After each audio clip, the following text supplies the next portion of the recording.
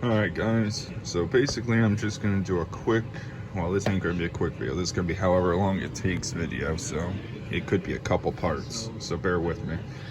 I'm going to tell you guys how I do my rusting techniques, both styles I use, and I'm going to show you examples of both, and hopefully you guys can take something from this video and work with it yourself. So first of all, there's no right or wrong way to do this. There are so many weathering methods out there that people are going to get upset or angry, say you're doing the wrong technique or you're not doing it right. There's more than enough techniques out there. Don't stress yourself. Everyone's got a technique to this and could be different from me or the next guy. So I use a couple different paints. You can see I got some craft paints in front of me as well as some tester cans. This is just the beginning stages of it. I also have powders and pigments sitting up there. You can use just about anything to get the results that I get. To be fair, I don't even use, the powders are very new to me. I actually picked those up a few months ago and only used them twice. I haven't even used them on any of my personal projects yet, so. And then you can see there's a ton of different pigments right there next to it. Those are all just craft paints that I mixed up into different colors and different shades. You want to have a variety of different browns when you do this. Anywho, so first technique we're going to talk about is the salt technique. We're going to basically just talk from step by step on that and show you guys my salted out 59 Dodge Royal. So a lot of people will remember this if you're into model groups, derby models specifically. You'll remember this paint job from last year. I did this one. Gunner did the, if I'm correct, Gunner did the body damage. I got it in trade from Logan, and now it's here where I finished up the door strapping, the plates, and the weathering. And I've gotten it to this point so far, and I'm currently working on getting it to be roller here pretty soon. Anywho, so from the starting process, when they're in the mold colors, kind of like the Caprice and the Imperial back there, when they're still in that stage, once you're done your body work, once you're done putting your strapping on, once you're done rusting it out with the Dremel, you know, putting holes in the body or roughing the body up and taking the trim off or any of that, you want to have all your body work done, and you're expecting to put a primer layer on now. This is the mindset you want to go into this. So you have a fresh, bare body. It could have putty in the body, it could have, you know, foil in the body, whatever. What I do from, this is the first layer I put on. I always go in and do a silver layer. Now, you're gonna say, why do a silver layer? You can just touch up that detail later. When I do my scratches, you'll see that it goes down to a silver down there, down in the scratch, not white. Normally, a paint job like that would go down to white, and mine does not. Mine just goes straight to silver. When doing an aerosol can, I normally let them sit 6 to 8 hours. Not that that's the recommended, but chemically and physically bonding to the part or to the piece is more important to me than to rush the paint and ruin the layer. I look at the paints in layers. So your first layer, you want that silver. And specifically the silver I use is this flat silver from Testers. Very rarely are we going to play with anything that's gloss. Everything is going to be either satin, flat, or, you know, no gloss, very low gloss. So you got your base, which is now silver, your first layer. You're going to work into your second layer, which normally would be your oxidized primer, your red primer. I do not have the exact oxidized red. I actually have rusty metal primer, which is rust brown, and that's what I used to start off on this one specifically. I bought that can a year ago and did it with this car. So I started that, putting it with that primer layer on, your second layer. Now that you got your second layer, I went in and I took 2 of these testers. I took the flat rust and the flat brown right there. They're 2 different shades of browns. So I took both of them and I worked them throughout the rust, throughout the body, over the top. And you can use them to detail later on as well, but I used them to put splotches in, and I'll explain that method after with the brush method. I took a brush and I moved the paint around and did a bunch of different colors. You can see the color changes here underneath, and it goes to a darker brown, lighter brown, darker brown again. There's 3 different browns in this rust because of the primer layer and the 2 tester colors that I use on this layer. So you would say that that was layer 2 and layer 2.5 if you're real technical about it, because the tester layer is not a complete covering layer. It's just a touch-up layer to touch color here and there. Moving on from that, you're going to want to get yourself table salt. Any table salt will normally do. You don't need to use anything crazy like pink Himalayan or anything like that. No, you don't need anything crazy. But you're going to want to take your salt. You also need a spray gun, a water spray gun. You want a clean one at that. Squirt gun, spray gun. I got one now, but it's got grower for plant life in it. But you want yourself a spray gun, you know. Get a clean one. Do not have one that has chemicals or, you know, anything like that. If your water is hard and you have chlorine in it, try to use bottled water. Enough chlorine can mess up your paint job just a little.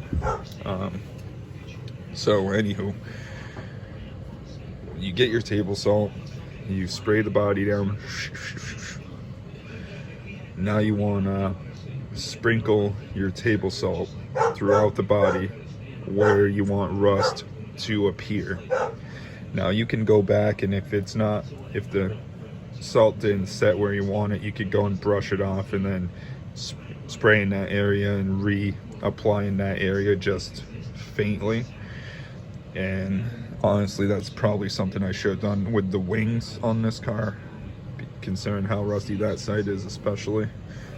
But anywho, once your salt layer is on, let that sit and dry. Let it absorb onto the layer of paint, so that way when you go to spray it, it doesn't just shoot right off with the first coat of color.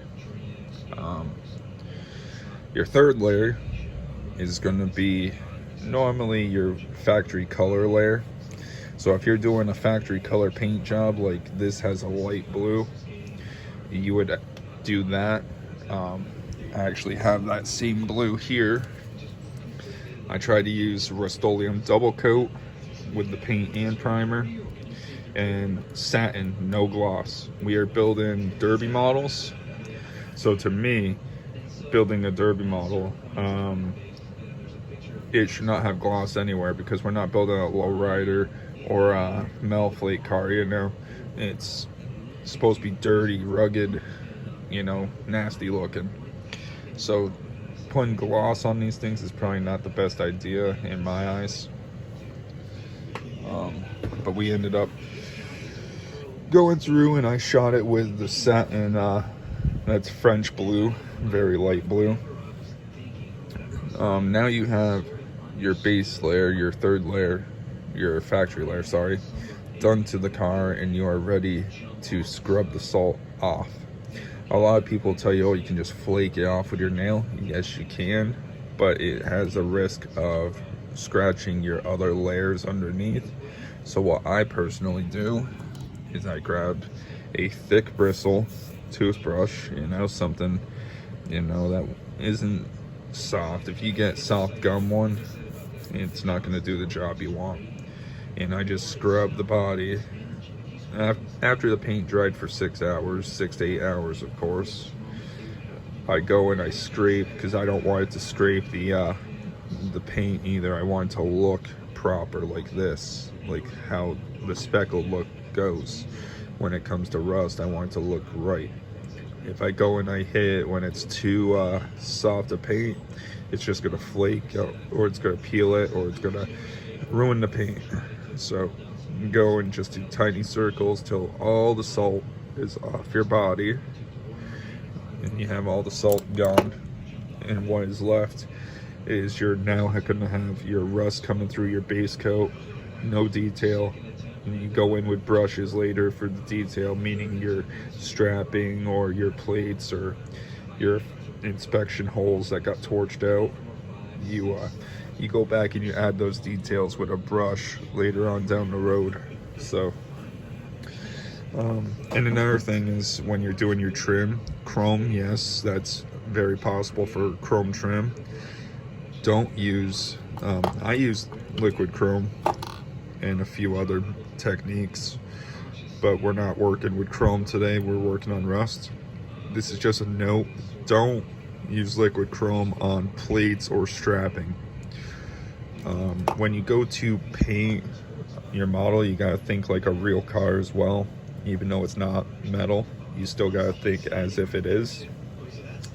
Chrome in real life, when you start welding to it, the nickel backs off the metal and then peels and flakes your chrome, or at least good chrome would flake off.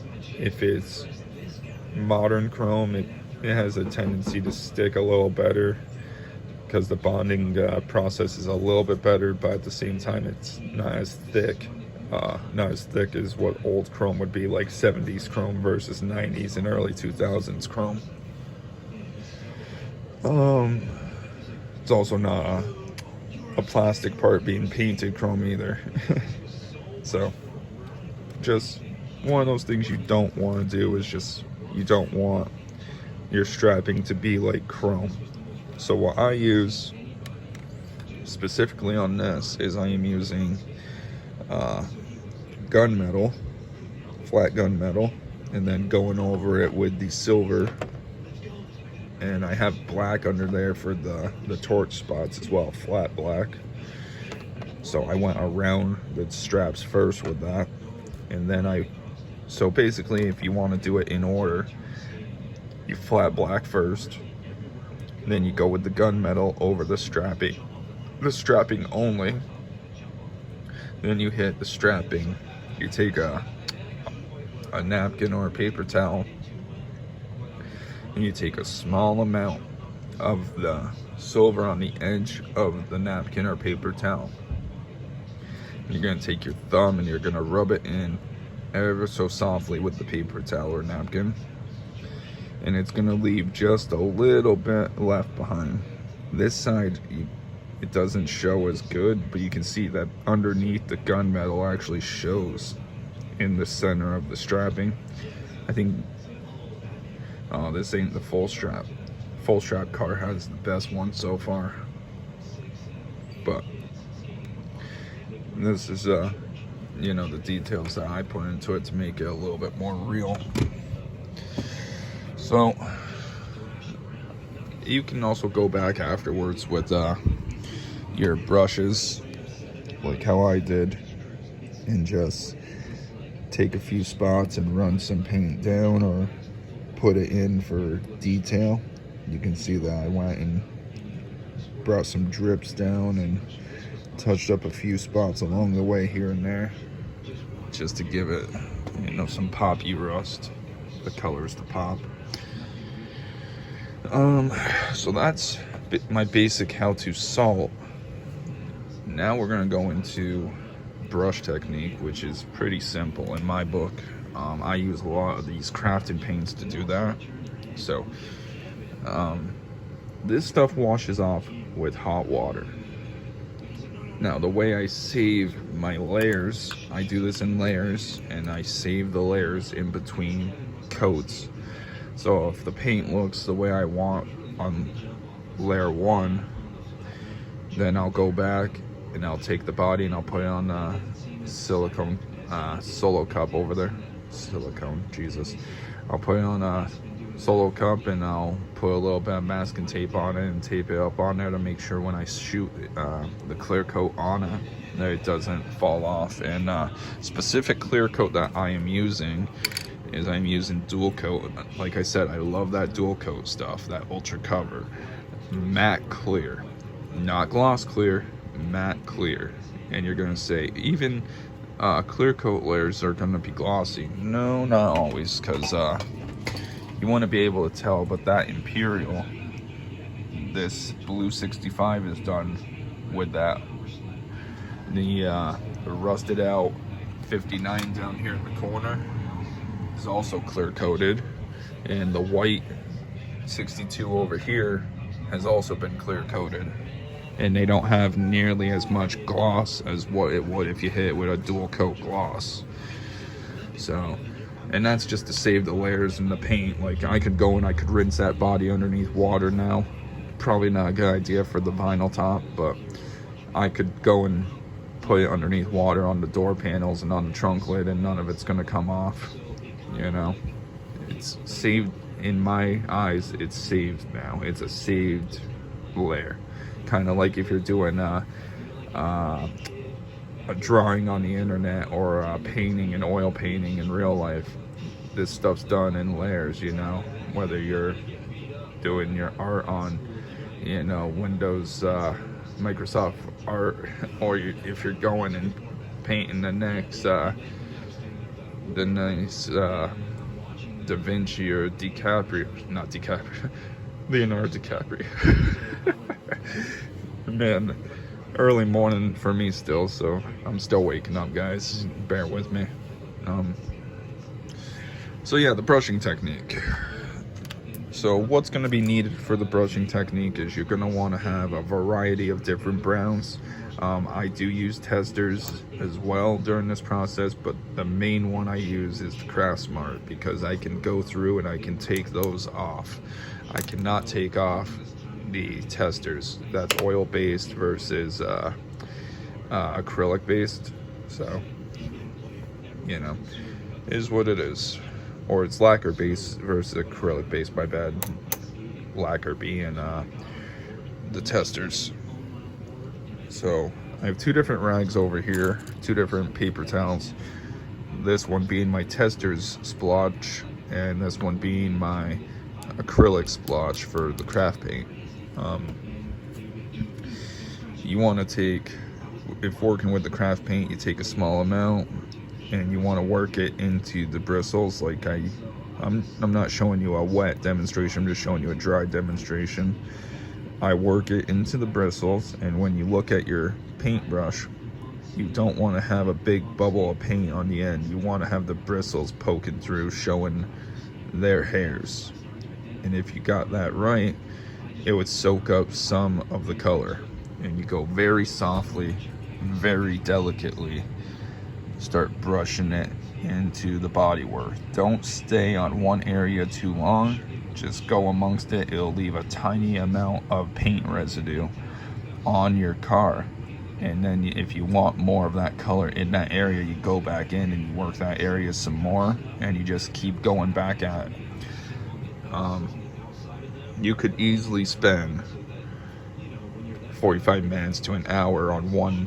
It took me probably 2 hours to do the roof, and that's just going back and forth on different colors, different you know, then shooting it with clear afterwards and letting it sit for 6 to 8, you know. So if you count that, it's quite a bit. But so I got a couple different colors there that I use, but the main focus, you know, this is what I'm mainly using specifically, is the 3 different browns. If I'm mixing up a couple browns to make a 4th shade or a 5th shade, and then you want some black for certain areas just to help shading and whatnot, and your end result normally is something like what this body's starting to get, this floor is starting to get, or it will look like you're the vinyl top here.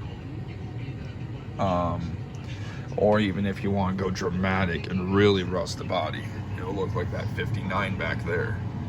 And that's when your blacks will start coming in.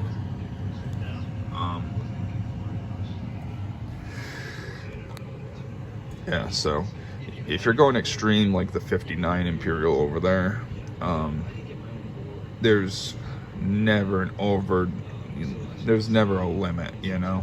You can go as little to as medium to as hardcore on the rust as you want.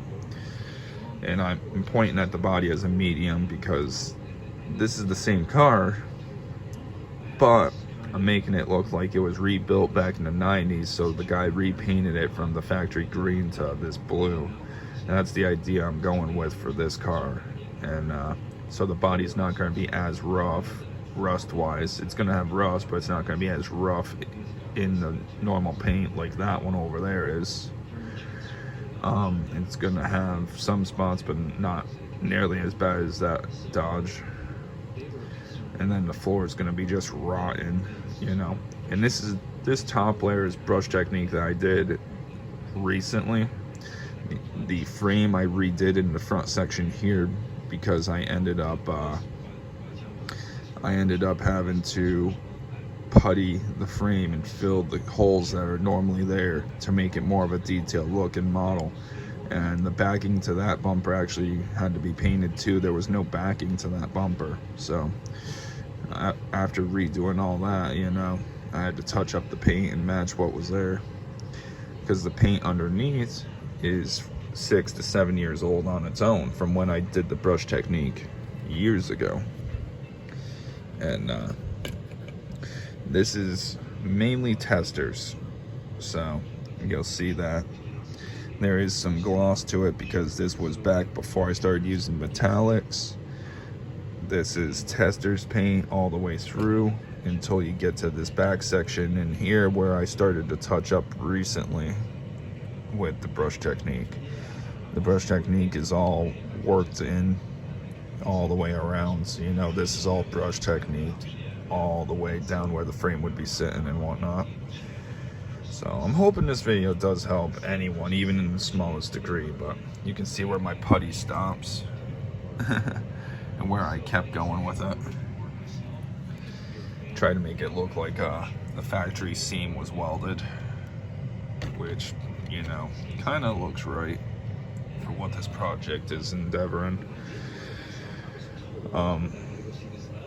But I just go lightly on the paint, and then by the time this is all dried up on that splotch, you know, by the time this is all dried up and I used all the paint for what I was going to use, I only use a pearl size, a tiny pearl, you know, the size of, if you're going much bigger than that hood emblem down here, then you're putting too much paint in my eyes.